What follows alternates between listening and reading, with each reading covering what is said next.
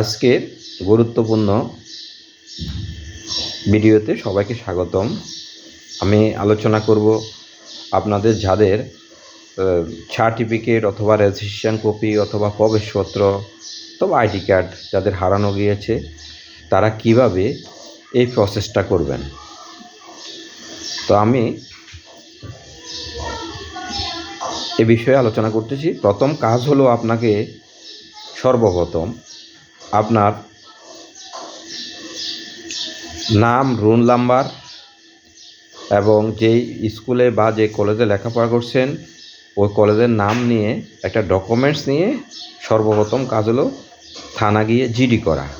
আর থানা গিয়েও করতে পারেন জিডিটা, অথবা ঘরে বসে মোবাইলের মাধ্যমে অথবা কম্পিউটারের মাধ্যমে আপনি জিডিটা করতে পারেন। এক্ষেত্রে কোনো সমস্যা নাই, জিডি করতে কোনো টাকা পয়সাও নেই, শুধুমাত্র মোবাইল দিয়েও করতে পারেন। করার বেশিক্ষণ লাগবে না, কিছুক্ষণের মধ্যে আপনি জিডি কপিটা পেয়ে যাবেন। আর এই মোবাইল দিয়ে করলে আপনি অর্থাৎ জিডি কপিটা সেভ করে ডাউনলোড করে আপনি এই কম্পিউটার দোকান থেকে বা কোনো জায়গা থেকে এটা প্রিন্ট আউট করে নিতে পারেন। আচ্ছা, যাই হোক, আমাদের প্রথম কাজ হলো যে জিডি করা। জিডি প্রসেস মোবাইল দিয়েও করা যায়, কম্পিউটার দিয়েও করা যায়, অথবা থানা গিয়েও করা যায়।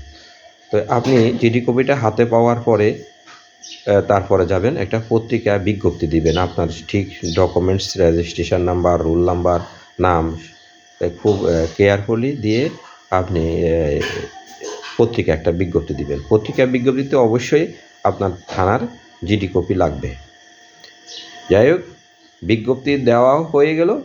বিজ্ঞপ্তি এবং জিডি কপি নিয়ে আপনি অনলাইনে আবার আপনার দ্বিনকল অর্থাৎ দ্বিনকল রেজিস্ট্রেশন কার্ড অথবা সার্টিফিকেট পাওয়ার জন্য আবেদন করবেন। ওই আবেদন করতে আপনার ঠিক জিডি কপি লাগবে, আর বিজ্ঞপ্তি অর্থাৎ বিজ্ঞপ্তির পত্রিকার কাটিং লাগবে, আর লাগতেছে আপনার ঘরে যদি রেজিস্ট্রেশন কার্ড হারানো যায় তাহলে সার্টিফিকেট দিতে পারেন, বা রেজিস্ট্রেশন কার্ডে যদি কোনো ফটোকপি থাকে ওইটা দিতে পারেন।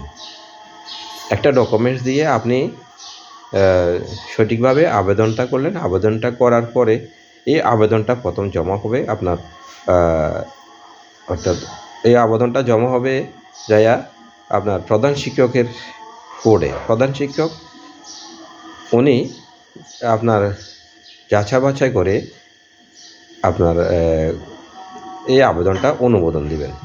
তো অনুমোদনের ক্ষেত্রে আপনার অবশ্যই একটা ডকুমেন্টস স্যারকে দেখাইতে হবে, প্রধান শিক্ষক অথবা কলেজের প্রিন্সিপাল স্যারকে বা কম্পিউটার ম্যান যিনি আছে ওনাকে, ওই বিদ্যালয়ের বা প্রতিষ্ঠানের কম্পিউটার ম্যানকে একটা ডকুমেন্টস দেখাবেন। হয়তো যদি রেজিস্ট্রেশন কার্ড হারানো যায় তাহলে আপনি একটা সার্টিফিকেট ওনাকে দেখাইয়া ওটা অনুমোদন করাই নিলে অল্প কিছুদিনের মধ্যে আপনি আপনার সার্টিফিকেট, দ্বিনকল সার্টিফিকেটটা পেয়ে যাবেন। তবে দ্বিনকল সার্টিফিকেটের ক্ষেত্রে এখানে আরেকটা জিনিস সংযোজন করতে হবে। সেটা হলো যে আপনি যখন আবেদন করবেন তখন অবশ্যই একটা ফি সংযোজন করতে হবে। ফি সংযোজন না করলে আপনি আপনার আবেদনটা মঞ্জুর হবে না, আপনার আবেদনটা সঠিক আবেদন হবে না।